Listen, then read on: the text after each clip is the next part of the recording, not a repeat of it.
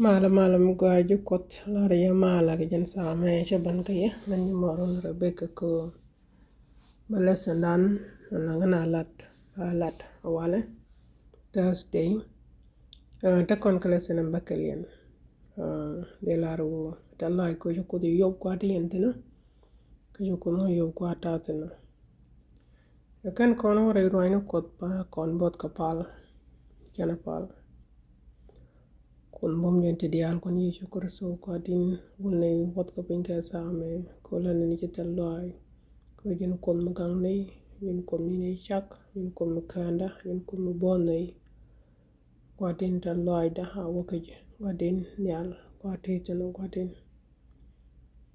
ngine wu ti diata la ne kiti wadin wakaje ko lang ji kar wani ko tibne ko nyagan tam wadin no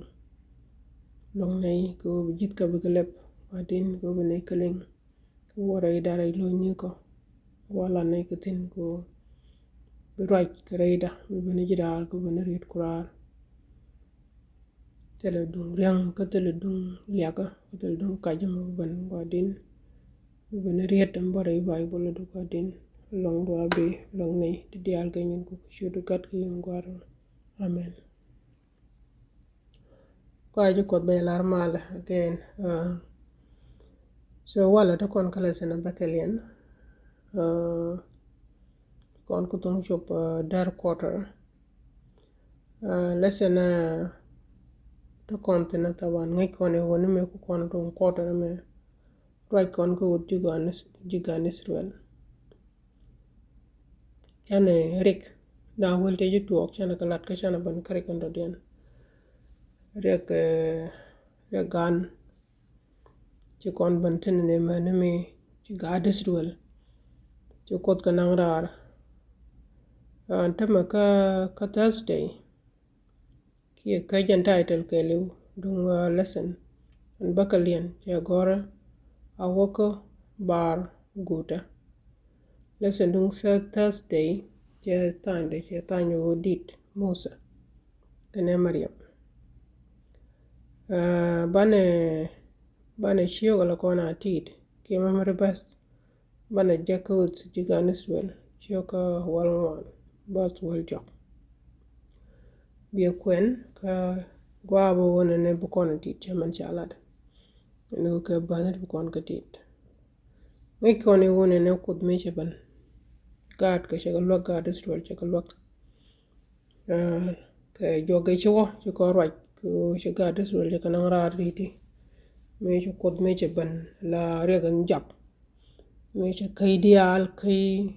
Egyptian chaka nak and then shaga gad iswel chaka moy ke sany ni bari mbala tu duel ko bal ba waka nate dong kan sany mo kan ra tu duelien ka shwe kai gan Egyptial shwe ka nak mana kai lana ka shu rek ki waj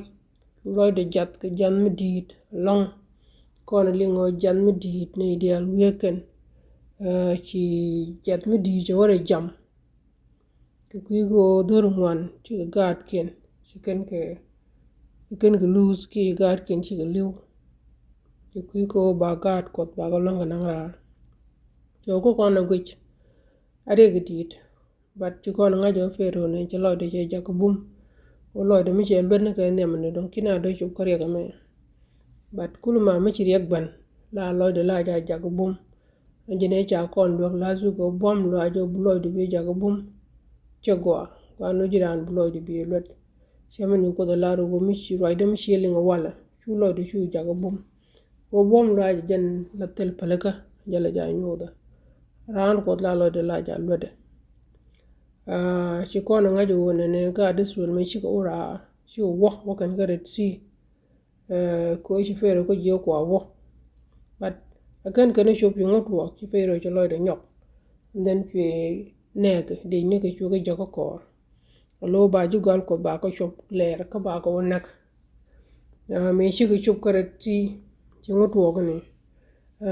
ci ga dual long but ko to ngot right ke Moses shu Moses shwe kede shwe la year shwe yer yu ko chu go jal chu go kwit me wodi ni Egyptian mo kana ban kan dial chu liu me fero chu liu ka year ka rat kien kan dial chu liu then me chu ku year ko la tena wala chu Moses kana Maryam chu lo dien ted ta ko ta liak ta wadit Moses kana Maryam chu lo dien je ted tere o jin mi lo ted wala ngula lelmo la ko la ja liak me chi ke victory chi kana nen no Egyptian dial chi liu chi ko pere year chi lo dien je ted ran mi lo de ted che man yu ko la ro ni ted lo kien ba ko pot ke jin me ted lo du ke dit lo dien je ted chi ke dit chi kana ket di dia na maket kana lel ke nunga je liak no ko liak kana goide liak kana bomde ko kor bomde ke didde ke shakde ko ngani bomde ko che gad che Egyptian che ke defeated che ke George bomde ko che Gitarian che ke George che gad ke ten gaders wel che ke save dit liak no ko ke je lat ke no ko dan shara ka nga ka shar ke tin let ko dien ke o ke tin nindi ko ke lato chawa ke ne te shikan ne te shar dim jaman cha gor ka revelation chawa redeem ka redeemer ne te shakan chawa bike did Moses bukan waket kene dit lam ke dit radal chawa bike did Moses kan dit radal bukan waket ken did Moses mi chi kwen riet njaka did Moses liaka no ko ma chicken wala ba wona na chicken ho juwan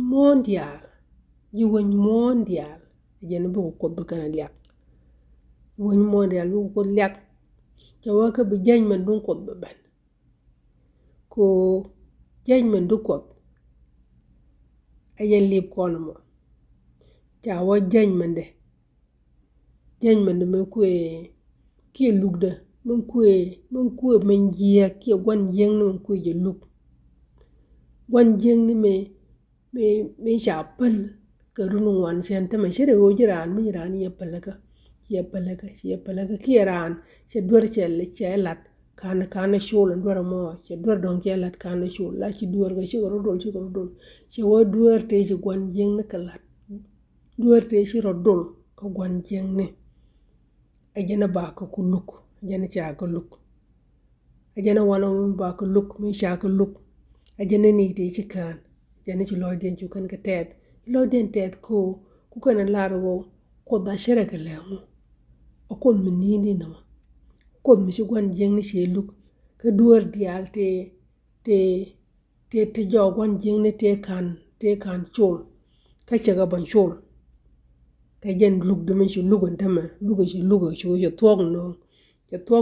bu lug ni amnat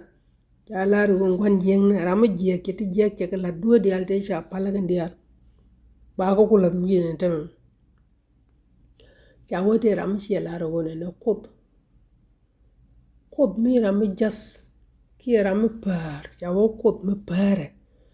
ramu pare cha wa lodo da tik erewde cha kon kul ti wona ne raja mo mashala da ya tok didi kada lo dan da ja ga te didi ko cha wona ne kod mi to puch mi pare puch da tik erewde ko mu gi kona dama mi shengara shianga bi ko jon tik che par chere ga yaran ti ka par tel me par bi jogo te ram ba te ram chek te ram nak boda kara mariang te ram te yoru ngwan kara mi shat wi mo na tel me par ten biro jek cha ji dap dor mi tege tingwan biro ban jek cha ji dap dor mi tege tel ngwane mi dong yin chan biro kul ti kan to gen hono tel mi par it's not just gadoro wa dap dor chan ma hu che lelo kene lar ban kene lar ba dap dor mo lo do te ke li che par biran che kram chek lo kram bar lo ti dial to ni tel mi par tin lo do mi cha yen ta de ne me lo won te bu chu to ne ne lo do te ne te bu dong ke tiu te ne te bu lo din je te ne te bu ko mi kan lat cha ga ro je ga cha dap win mi dong te ko ri ka te dol gora ngu cha la da mo te mi cha lat lo do ko ti dial ba ko no par ye dial de le ro din bu no par ne dial le ro din bu no par a jël luk be luk ko gon jeng ne lat kan ti dial tin ko mitele tigdo dien ne itin ba ko la riengala chaman chala ro ne na bot ko ba ga riang lo do te ne ti jek baj wa me ka chet wo ka ke jek ne ko chi ro jek environment do wa me so lo dan batet ko ne nga ko nga jo ti tigdo dien tin tigdo dien mo ti dum mu chi lose te gadam yi lose ngo da kwa yi liu ko nguti dial tan bu ko bu loji lo do bu ko to par bu ko to ko bane ngan ba ko tene ti dong ba jek ba ka la de jek rama dong jegene nyor dora ba rama mijrim ban be banak ti dial tan tala par tin en just lakin go lu ban ba ka par rama chama ki dukte rama miskin dong te matot ba dong matot ba kan ba mai nga bi lugo ajen ko bi lugo chaw ko baban ko bloy ban tet lu do no mami chana char chaw no mo dai loy dan jagatet bloy dan jagatet ko na mi jigoro do wala kwaji zolom ki kwa nyin ku kan ka tel ramor lu do ko be jor ko do ban be jor be chwondu be no so lo dan batet ko dan mo ban we lu do we ngok ko we chwongu no ko ji chwonga lo dan batet ane laro wono no ko chwonga ko kon mu par so roin tatan lar kana ko kon ko bi ko lo dan bu ko no bom to kon rek to wan ti ku kon jaga wana me rek lini rek boak rek tel metetededu rek di alta kete so bana ko bana ti ko ne ba kon jaga bum ko banta ga rot ko bana jare ide amma ne shanga ci tegan do dien ci ban ko ba kon makam shondan so jen wam faktin wana bu ko pot kon ni chana pa jen ko wa chang nel kan pingon ye shukor so gwado nyun mo nyo me chagi ngi bagde ko jin chakma gwadin ngi wona ne metene ti ja zolo mo wala be ga ban jaga par wadin ko ne wo jum mo ndane ti na wadin te gere tu wan te ni direct ne tere ne nak bot ke ne tere wadin te ni na ko ke ne nak lat ke wadin jen jir ko do pat dial ka dial ka te do wan jeng ni won mo ma che bandup che jen won mo ne gori ta bi teje ko ga ko dial no ga pa de ne no pa jere mi ni no mo no par wa mo ne ga rodo te dial te ne ko rot ko ne jare ido wadin eno mu yuban